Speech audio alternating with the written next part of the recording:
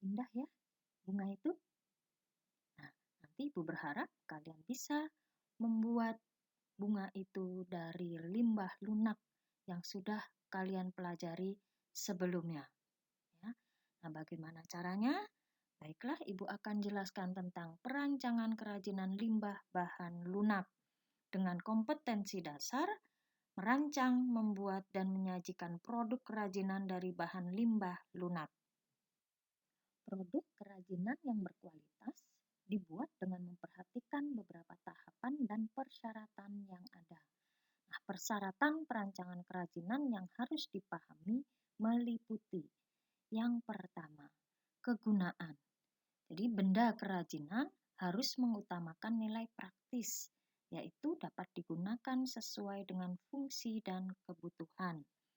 Contohnya, ya, keranjang yang terbuat dari pelepah pisang itu ya, dapat digunakan sebagai wadah benda yang kering, misalnya baju kotor ya, atau benda-benda lain yang kering.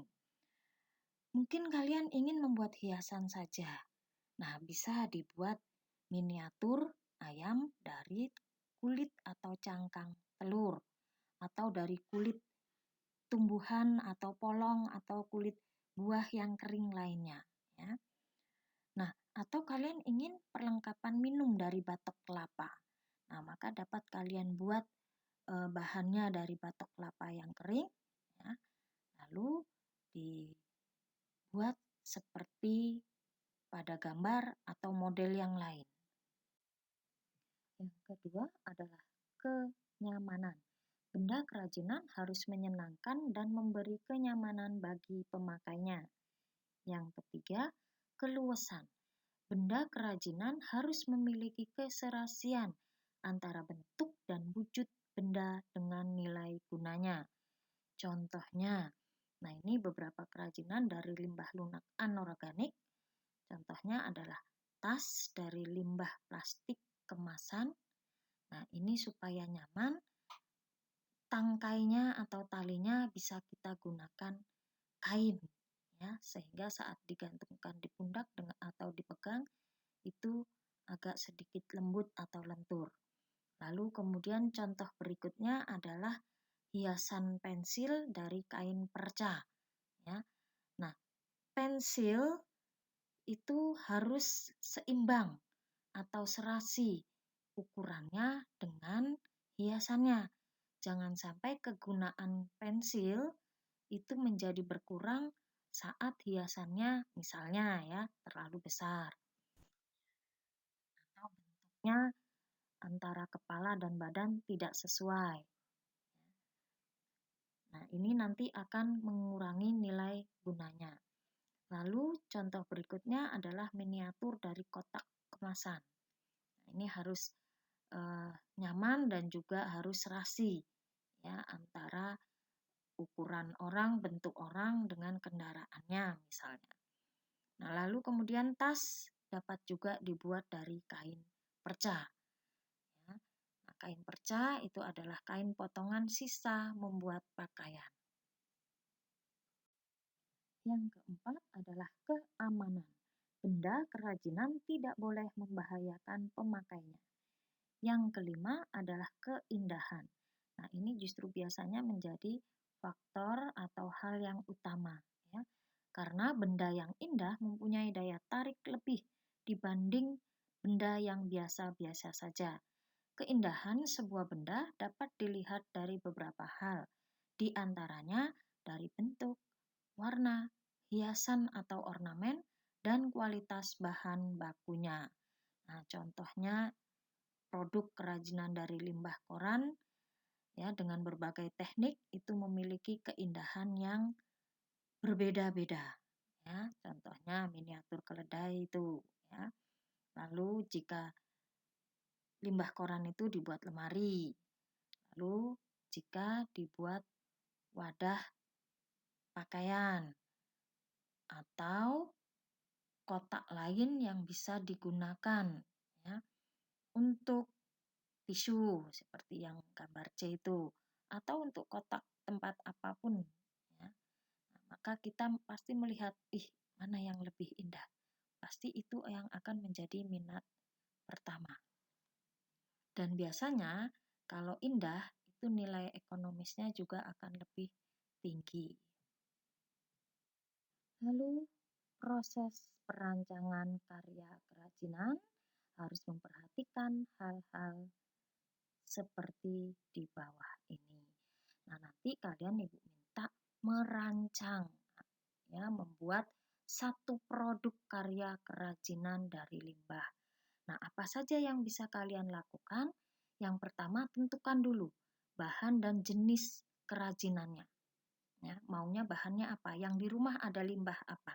Yang bisa kalian gunakan untuk membuat kerajinan.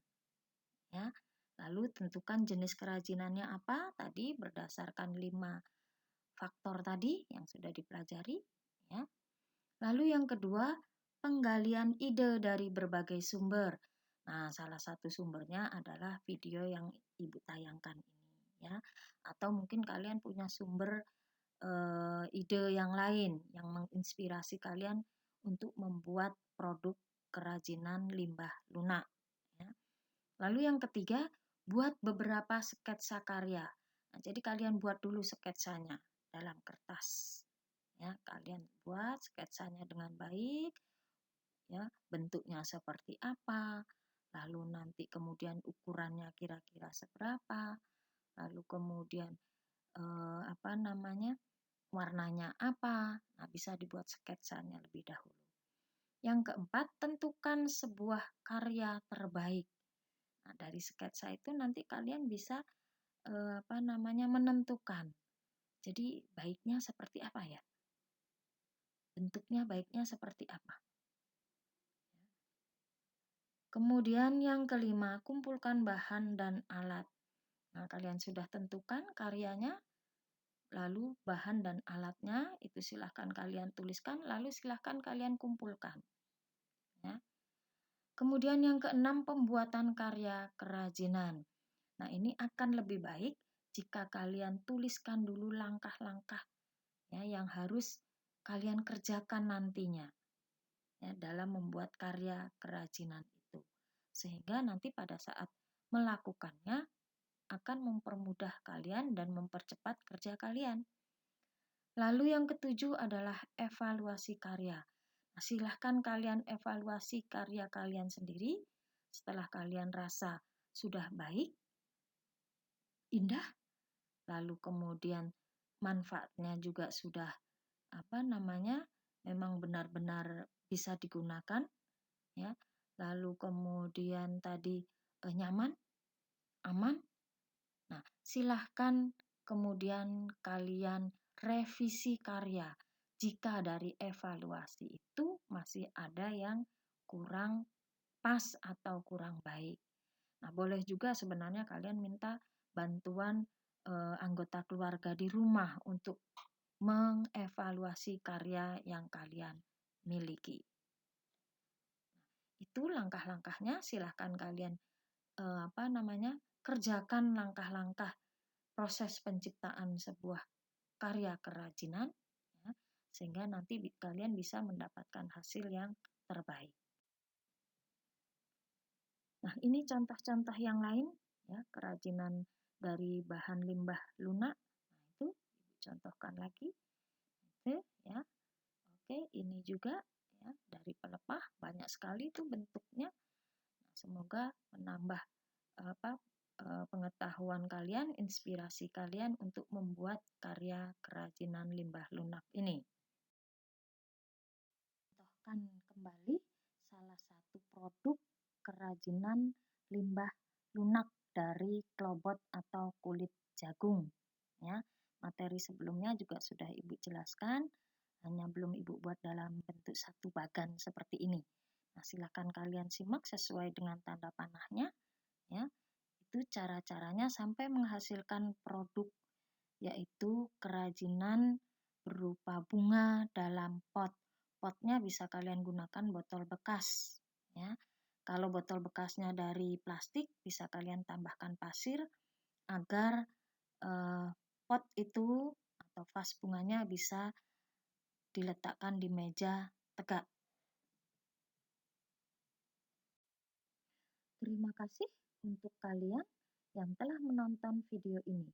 Semoga terinspirasi untuk membuat banyak kerajinan dari bahan limbah lunak dari rumah tangga, sehingga mengurangi sampah dari rumah.